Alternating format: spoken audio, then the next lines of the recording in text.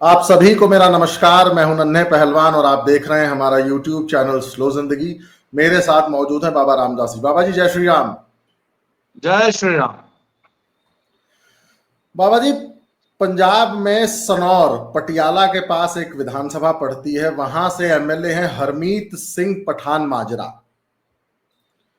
उन्होंने पिछले दिनों एक बयान दे दिया था अपनी ही पार्टी की सेंट्रल लीडरशिप, दिल्ली, अरविंद केजरीवाल, राघव चड्ढा, संजय सिंह और भगवंत मान के खिलाफ कि ये पार्टी जमीन पे कोई काम नहीं करती है, सिर्फ सोशल मीडिया और अखबारों में एड के भरोसे अपना काम चला रही है।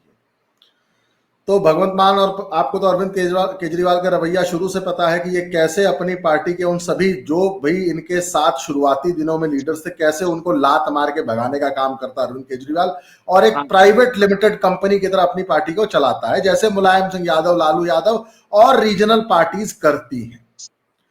तो हरमीत सिंह पठान माजरा के ऊपर एक फर्जी रेप का केस एक औरत से करवा दिया और कल उनको पंजाब पुलिस बिना किसी वारंट के अरेस्ट करने आ गई, करनाल, और उनको अरेस्ट भी कर लिया। और जब उनको वापस पंजाब ले जा रही थी तो हरमीत सिंह पठान माजरा के समर्थकों ने रास्ते में, ऐसा बताते हैं लोग, कि पंजाब पुलिस को बल भर पहले तो सूता, पंजाब पुलिस के चड्डे चौड़े कर दिए पीट पीट के, और एमएलए साहब को छुड़ा के ले गए। और एमएलए साहब का ये कहना है कि मेरा एनकाउंटर कर सकती थी पंजाब पुलिस, और वो जो केस है वो फर्जी है, और इन्होंने राजनैतिक साजिश के खिलाफ मेरे ऊपर एक फर्जी मुकदमा कराया है। जरा इस बात पे प्रकाश डालिए कि कहीं ना कहीं आपको नहीं लगता कि जो बातें आप और हम पहले किया करते थे कि पंजाब की आम आदमी सरकार को दिल्ली से बैठ के अरविंद केजरीवाल चला रहा है, अब इस बात को तो पंजाब के एक एमएलए ने एकदम शरेआम बोल दिया कि पूरी पार्टी, हमारे शराबी सीएम साहब तो शाम को 7 बजे टल्ली हो जाते हैं और पार्टी तो दिल्ली से चल रही है। देखिए, एमएलए साहब ने कुछ भी नया नहीं कहा है। पंजाब का बच्चा बच्चा ये जानता है कि पार्टी कौन चला रहा है। और भगवंत मान एक कठपुतली सीएम है जो कि शाम 6 बजे नहीं, सुबह 6 बजे 4 पैग सुबह 6 बजे लगा लेता है और फिर बीच बीच में लगाता रहता है। वो बिना शराब के 1 मिनट नहीं रह सकता। खैर, तब ये बात कोई नई नहीं है। और केजरीवाल और उसकी तिकड़ी, उसके गुर्गे दिल्ली से बैठ के पंजाब में आम आदमी पार्टी की सरकार चला रहे हैं, एवरीबॉडी नोस। और पंजाब उनके लिए सिर्फ एक एटीएम है, उससे ज्यादा कुछ नहीं है। एकमात्र सरकार है पार्टी के पास, और वहीं से वो लूट खसोट का धंधा, पूरी पार्टी वहीं पे चल रही है। अच्छा, जब दिल्ली का ये सीएम था, जब दिल्ली में इसकी सरकार थी, तब भी भगवंत मान उसके लिए एक शॉफर से ज्यादा नहीं था ना। क्या था भाई, पंजाब सरकार का हवाई जहाज था, उस पर वो उसको घूमना पड़ता था। पर उसके पास अपना दिल्ली में तो प्लेन था नहीं। तो जब उसको पंजाब सरकार के प्लेन में घूम रहा है तो ऐसे कैसे घूमेगा? तो भगवंत मान को साथ बिठा लेता था। तो कागजों में होता जी भगवंत मान जा रहे हैं, असल में जा रहा होता केजरीवाल। और भगवंत मान तो एक शॉपर, एक उसका वो रेलवे में जब वो नेशनल अवार्डीज को पास मिलता है ना स्वतंत्रता सेनानियों को, तो साथ में एक अनुचर भी मिलता है। 2 लोगों का पास होता है असल में वो। तो ये भगवंत मान तो इसका अनुचर था, इससे ज्यादा कुछ नहीं था। अच्छा, बहुत सारे ऐसे सीन्स हमने देखे हैं जहां केजरीवाल जो है पंजाब के अंदर रोड शो कर रहा है और भगवंत मान खला, जैसे हमारे यूपी की डग्गा मार बसों में खलासी बाहर नहीं लटका होता, तो वो खलासियों की तरह कार से बाहर लटका होता था भगवंत मान। तो ये तो भगवंत मान का स्टेटस औकात बना के रखी है केजरीवाल ने। इसके अलावा पूरी की पूरी गवर्नमेंट जो है वो चिकना चड्डा था वो, या वो जो जिसने वो राज्यसभा वाली मेंबर स्वाति मालीवाल को पीटा था, वो जब जेल से छूटा तो उसको पंजाब का प्रभारी बना दिया था और सारी पंजाब सरकार उसको रिपोर्ट करती थी। सारे चीफ सेक्रेटरी वगैरह सारी फाइलें वहां भेजते थे, वहां से दिल्ली जाती थी, वहां से आती। तो सब ये है पंजाब सरकार की हालत, और ये किसी से छुपी नहीं है। जो एमएलए साहब हैं उन्होंने कुछ भी नया नहीं कहा है। खैर उनके साथ जो व्यवहार किया और फिर पब्लिक ने उनके जो जो फिर पब्लिक ने जो पंजाब पुलिस के साथ अब व्यवहार किया और पंजाब गवर्नमेंट को जो उसकी औकात बताई, पर बात यह नहीं था आपकी शर्म हया उसको होती है जो हयादार हो, शर्मदार हो। जो नंगा घूम रहा है उसको काहे की शर्म? शर्म तो उसको आएगी ना जो कपड़े पहने हुए है, प्रॉपरली ड्रेस्ड अप है, उसको जरा सी बात पे किसी पे शर्म आ सकती। जो नंगा है बिल्कुल, तो ये पूरी पार्टी नंगी हो चुकी है, इसमें किस बात की शर्म? बात यहां तक नहीं है। बात यह है कि आज पंजाब में जो हालात है, आज 27 के 27 जिले बाढ़ग्रस्त घोषित हो गए। अच्छा, पंजाब की ये जो बाढ़ है ये पूरी तरह मैनमेड है। आज पूरे मीडिया में एक खबर चल रही है, अखबारों में 5-5 कॉलम की रिपोर्ट है कि अप्रैल में ही भाखड़ा ब्यास मैनेजमेंट बोर्ड, जो कि भाखड़ा पूरा डैम और ब्यास नदी, सतलुज और ब्यास नदी पर बने हुए जितने भी डैम्स हैं उन सबका मैनेजमेंट करती है। इन्होंने अप्रैल में ही कह दिया था जी कि इंडियन मेट्रोलॉजिकल डिपार्टमेंट जो मौसम विभाग है उसकी एक भविष्यवाणी आई है कि इस बार हाइपर एक्टिव मॉनसून रहेगा, इसलिए अपना रिजर्वायर पहले से ही खाली कर लो। जो भाखड़ा की जो झील है उसका पानी अप्रैल से ही कम करना शुरू कर दो, जिससे जब बरसात आएगी तो उसको भरने में टाइम लगेगा। और अच्छा, हर डैम में क्या होता है कि 4 फ्लड गेट्स होते हैं।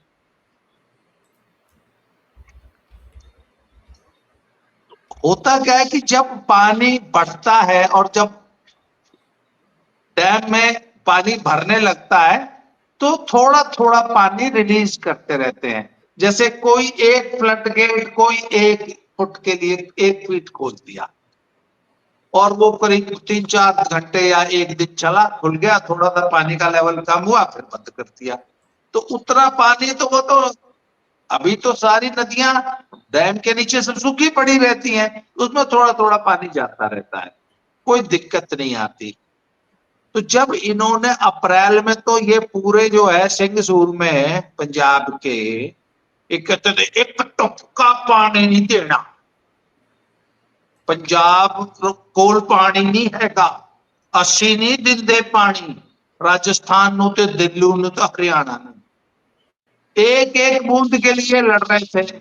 जबकि भाखड़ा ब्यास मैनेजमेंट बोर्ड कह रहा था कि भैया खाली करो, इस डैम को खाली करो, नहीं तो बरसातों में पूरा भर जाएगा नवाला, बहुत दिक्कत होगी। ना ना, असी सिंह सूर में होंगे हैं, साडे रेंजे कितना पानी चला जाएगा पंजाब दा पानी। तो सब पूरा पंजाब जो है वो कृपाने लेकर खड़ा हो गया था।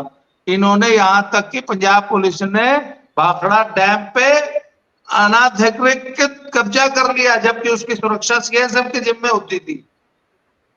जबरदस्ती पंजाब पुलिस ने वहां के डैम के गेट खोलने ना पाए। खैर साहब, वो सारा तमाशा पूरे इंडिया ने देखा। पूरा अप्रैल मई जून को था, हाई कोर्ट तक लड़ाई हुई, चलो इन्होंने पानी नहीं दिया। आज कहते हैं कि हे रब्बा सानू बचा ले, हे रब्बा तू साडे नाल ठीक नहीं कीता, सब कुछ पानी च रुड़ गया। आज की क्या है कि भाखड़ा के चारों फ्लड गेट्स 7 फीट खुले हुए हैं, 7 फीट। एक आधा फ्लड गेट कोई 1 फीट खुलता है, आज 4 फ्लड गेट हैं, चारों पूरी तरह खुले हुए हैं।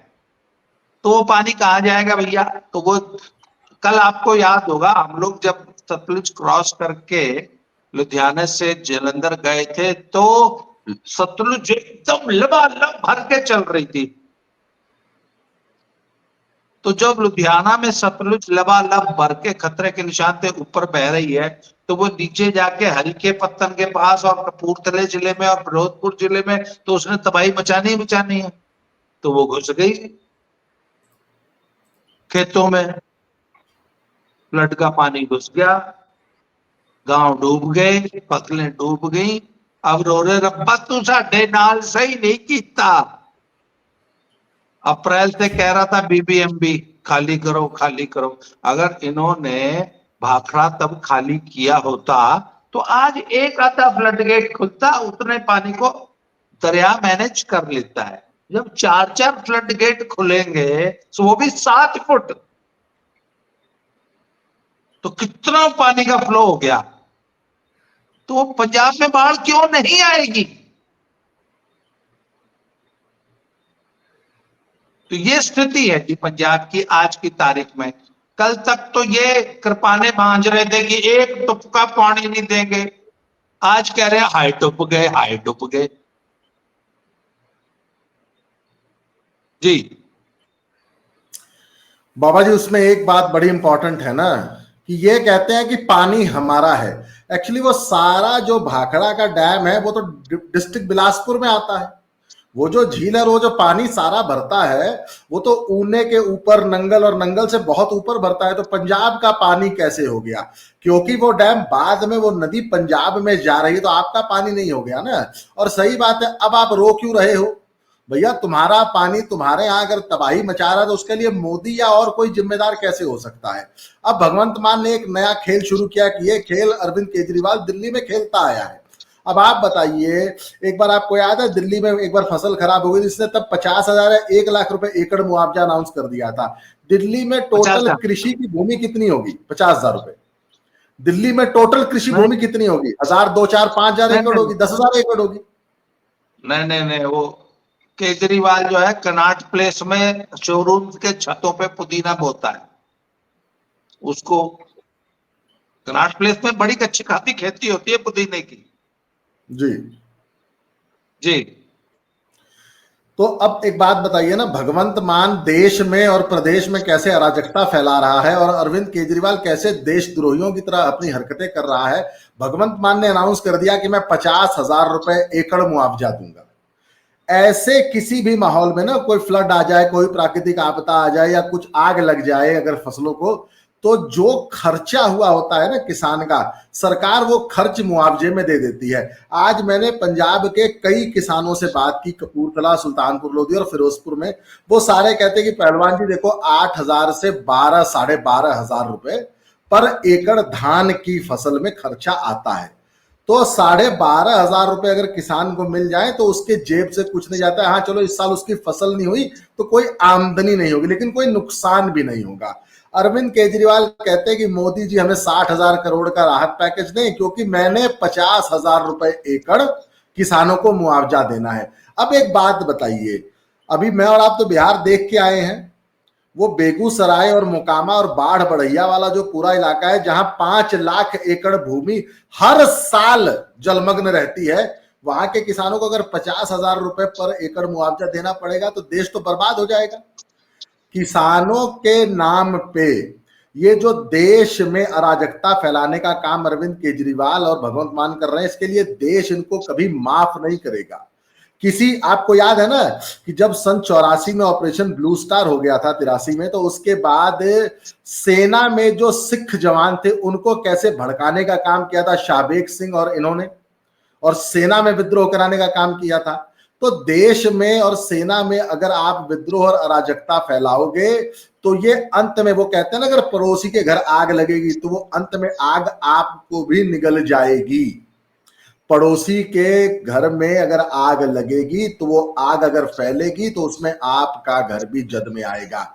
जो काम आज अरविंद केजरीवाल, भगवंत मान या पंजाब की जनता कर रही है ना कि साडा पानी असी नहीं दिंदे, फिर अब उनको चिल्लाना नहीं चाहिए कि मोदी ये, अच्छा पता है आपको, पता है पूरे पंजाब में वो जो अलगाववादी मानसिकता के कुछ लोग हैं ना, वो सारे एक बात कह रहे हैं कि ये जो बाढ़ आई है ना, ये साजिश है मोदी, अमित शाह, बीजेपी और आरएसएस की। मतलब मोदी ने जबरदस्ती इंद्रदेव से सेटिंग करके बारिश की, अब उस बारिश की वजह से बाढ़ आ गई है। आपको पता है कि सिंचाई विभाग के बीबीएमबी में एक आईएएस है कृष्ण कुमार, उनके खिलाफ गुरदासपुर के एमपी ने शिकायत की है कि उनके खिलाफ जांच होनी चाहिए कि जब बीबीएमबी को ये कहा जा रहा था कि पानी खोलो अप्रैल के महीने में, तो उस आदमी ने जानबूझ के पानी नहीं छोड़ा। और सुखजिंदर सिंह जो अपना प्रताप सिंह बाजवा और सुखजिंदर सिंह, कांग्रेस के 2 लीडर हैं, वो ये कह रहे हैं कि ये साजिश है भगवंत मान की इस आईएएस कृष्ण कुमार के साथ मिलके, जो बीबीएमबी में एक किसी पद पे है और इरिगेशन डिपार्टमेंट का शायद चीफ सेक्रेटरी है। तो ये मतलब भगवंत मान ने जानबूझ के भाखड़ा बीबीएमबी को कब्जा किया, जानबूझ के पानी नहीं खोला और अब विक्टिम कार्ड प्ले कर रहा है। तो आप वाली बात तो एकदम सही है कि कहीं ना कहीं ये जानबूझ के खड़ी की गई एक आपदा है और देश को और पंजाब को अस्थिर करने की वो जो कुछ ताकतें हैं उसमें भगवंत मान पूरा साथ दे रहे हैं। और अब उनकी पार्टी के एक बड़े भाई हरमीत सिंह पठान माजरा बड़े लीडर हैं। प्रेम सिंह चंदू माजरा का नाम आपने सुना होगा ना, उनके लड़के को बहुत भारी वोटों से हराया था, 51% वोट ले लिया था चुनाव में।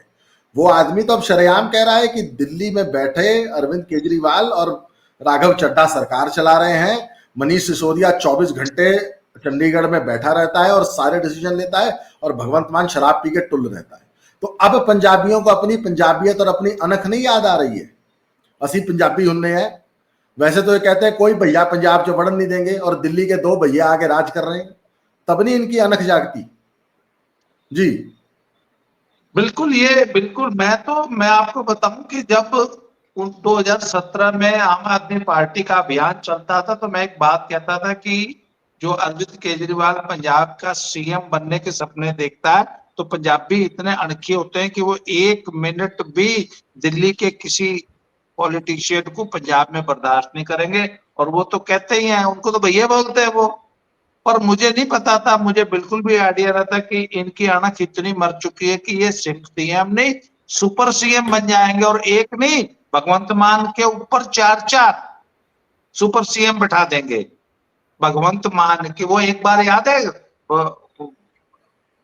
अखिलेश भैया यूपी में सरकार चलाते थे तो उनके ऊपर 4 सुपर सीएम बैठे होते थे, 4। नहीं, मुलायम सिंह के ऊपर, हाँ, मुलायम सिंह के ऊपर भी इल्जाम लगते रहे हैं कि मुलायम सिंह की सरकार अमर सिंह चलाते थे, अखिलेश यादव की सरकार आजम खान चला रहे थे, पर अखिलेश शिवपाल यादव की यादव चला सरकार रहे तो थे। अखिलेश यादव के सिर पे 4 सुपर सीएम बैठे थे, उसी तरह भगवंत मान के सिर पे 4 सुपर सीएम बैठे हुए दिल्ली पे आके, और किसी पंजाबी की अणख नहीं जाग रही है। खैर चलिए, वो तो एक बहुत चिंतनीय विषय पंजाब में है ही है। तीसरी बात, आप देखिए, नदी के किनारे बसे हुए लोग यदि बाढ़ से इतना डरेंगे घबराएंगे, भैया जो नदी के किनारे ट्रेडिशनली रह रहा है उसके लिए तो बाढ़ सामान्य बात होनी चाहिए। आप बताइए, बिहार में 5 लाख एकड़ भूमि पटना के बगल में डूबी हुई थी। इसके अलावा हमने पूरा बिहार घूमा, चारों तरफ पानी पानी था। कहीं आपको बिहार में कोई रोता हुआ मिला? क्योंकि उनको पता है हम नदी के किनारे रहने वाले लोग हैं और नदी तो कभी न कभी लौट के अपनी जमीन पे आती है। नदी का ये नियम है। अभी वो जो धराली में उत्तराखंड में जो इतनी बड़ी आपदा आई, या जो हिमाचल में आ रही है, और जितने वो बादल फट रहे हैं और इतना नुकसान हो रहा है, वो क्या है भैया? वो नदी की भूमि है जिसमें तुमने अतिक्रमण किया है, और नदी कभी न कभी अपनी जमीन क्लेम करती है। मैं आपको बताऊं, सोनीपत जिले में, जो सोनीपत और बागपत का जो बॉर्डर है यूपी और हरियाणा का, वो यमुना जी बनाती है। तो अभी जहां सोनीपत में यमुना जी बह रही है ना, आज से सिर्फ कुछ 100 साल पहले या शायद 100 ही साल पहले यमुना जी 5 किलोमीटर इधर से बहती थी। तो आपको ध्यान हो, जहां वो राजीव गांधी एजुकेशन सिटी है ना, उसके नीचे मतलब कम से कम 100 फुट गहरी सिर्फ यमुना जी की रेत ही रेत है। और हुड्डा के जमाने में वो पूरी रेत की इलीगल माइनिंग करवा दी थी हुड्डा ने, जहां आज राजीव गांधी एजुकेशन सिटी बनी हुई है। क्यों? क्योंकि आज से कुछ 100 साल पहले यमुना जी वहीं से बहती थी, आज 5 किलोमीटर खिसक के चली गई। तो लोगों को, मनुष्य को ये बात याद रखनी चाहिए कि यदि नदी 100 साल पहले यहां से बहती थी तो आज वो कभी भी वापस अपनी जगह पे आ सकती है। और नदियां इसी तरह अपना रास्ता बदलती हैं, रोज का काम होता है। तो भैया नदी की जो जमीन है ना, वो अपना उसको क्लेम कभी भी कर सकती है, इसलिए उसको खाली छोड़ो। अगर आप नदी के हिस्से की जमीन में खेती करते हैं तो ये मान के चलिए कि बरसात में वो अपनी जमीन रिक्लेम करेगी। पंजाबियों ने इस बेसिक सिद्धांत की अवहेलना की है, हिमाचल वालों ने भी की है, उसका खामियाजा भुगत रहे हैं। नदी की जमीन का अतिक्रमण करोगे तो नदी तो कभी न कभी वो जमीन वापस लेगी। बिहारी नहीं करता, बिहारी को पता है कि साल में सिर्फ एक फसल लेनी है। क्यों? भैया वो नदी की जमीन है। वो जो आपने बाढ़ बढ़िया मोकामा वाला एरिया जो दिखाया हमने पब्लिक को, उसमें बिहार का किसान क्या करता है? अगर समय से खाली हो गई तो मसूर की खेती करता है, नहीं तो ठीक है। क्यों? भैया वो नदी की जमीन है, तुम्हारी नहीं है। जी। इस बेसिक सिद्धांत, प्रकृति के इस सिद्धांत की अवहेलना जो समाज करेगा वो ऐसे ही रोएगा जैसे आज पंजाबी रो रहे। जी बाबा जी, बात सिर्फ रोने की नहीं है ना, मुझे चिंता ये है कि लोग अराजकता फैला रहे हैं। मुझे अराजकता से दिक्कत है। भगवंत मान पूरे पंजाब को और सिख समाज को एक मैसेज दे रहे हैं कि देखो मोदी जानबूझ के, मैं बताऊं, मैं आज वीडियो देख रहा था, उस वीडियो में एक ना बुजुर्ग से सरदार जी सिख आदमी थे, वो पता क्या कह रहे थे कि पहला डैम इसलिए बनाया गया क्योंकि हिमाचल के उन एरियाज की जमीन कब्जा करनी थी। कहते अब जानबूझ के पंजाब में जब से लोगों ने लैंड पूलिंग के लिए हरियाणा और पंजाब ने मना कर दिया ना कि हम जमीन नहीं देंगे इंडस्ट्री के लिए, तो कहते कि अब मोदी और अमित शाह ने और बीजेपी और आरएसएस ने ये साजिश की है कि हमें जमीन नहीं दे रहे, कोई बात नहीं, हम यहां जानबूझकर बाढ़ ले आएंगे। जब लोग उन एरिया से विस्थापित हो जाएंगे तो वहां हम अडानी और अंबानी को जमीनें दे देंगे और वहां अडानी और अंबानी देखिए, इंडस्ट्री लगाएंगे। किसान, सो कॉल्ड किसान यूनियंस का जो किसान आंदोलन चल रहा था, तो उस वक्त ऐसी बहुत सारे झूठ इन लोगों ने फैलाने की कोशिश की थी। पब्लिक बहुत सियाणी है, बहुत समझदार है, इस प्रकार के फर्जी प्रोपेगेंडा में नहीं फंसती है। परंतु अभी वो सबसे अच्छी बात है, एक तरफ तो ये मोदी को इस तरह बदनाम कर रहे हैं, दूसरी तरफ आज ही मैंने एक वीडियो देखा जिसमें मोदी ने वापस आते ही सबसे पहले भगवंत मान को फोन किया और पूछा कि आपको क्या मदद चाहिए। और पता नहीं 36 या कितने एयरफोर्स के हेलीकॉप्टर्स जो हैं वो जो है रेस्क्यू के ऑपरेशन में लगे हैं, पूरी आर्मी लगी है, पूरा केंद्र से मदद आई है, पूरी केंद्र से, और नेवी की बोट्स आई हुई हैं। जी हाँ, और पूरा लगे हुए हैं। और निश्चित रूप से आपदा का समय है तो पूरा पंजाब जो है इस झूठे झूठ के फेक प्रोपेगेंडा में नहीं फंसेगा। पंजाब के लोग यूनाइट होकर इस आपदा का मुकाबला करेंगे और इस फर्जी एंटी नेशनल प्रोपेगेंडा में नहीं फंसेंगे। जी, आज की असली बात है कि ये जानबूझ के एक प्रोपेगेंडा चलाया जा रहा है आम आदमी पार्टी के हाँ, नेतृत्व। वो जो अलगाववादी जो वहां कनाडा अमेरिका में बैठे हैं ना, उनका तो एक ही काम है कि भारत के खिलाफ भारत के लोगों को भड़काते रहो, पर हमें उस भड़कावे में, उस प्रोपेगेंडा में नहीं फंसना है। जी बाबा जी, आपने हमें समय दिया उसके लिए बहुत बहुत धन्यवाद। अगर आपको हमारी ये वीडियो पसंद आई है तो अपने लोगों में शेयर कीजिए, हमारे चैनल को सब्सक्राइब कीजिए और ज्यादा से ज्यादा लोगों तक हमारी वीडियो को फैलाइए। बाबा जी, आपने समय दिया उसके लिए बहुत बहुत धन्यवाद। अगली किसी विषय पर फिर आपसे मिलते हैं, तब तक के लिए जय श्री राम। हर हर महादेव, जय श्री राम।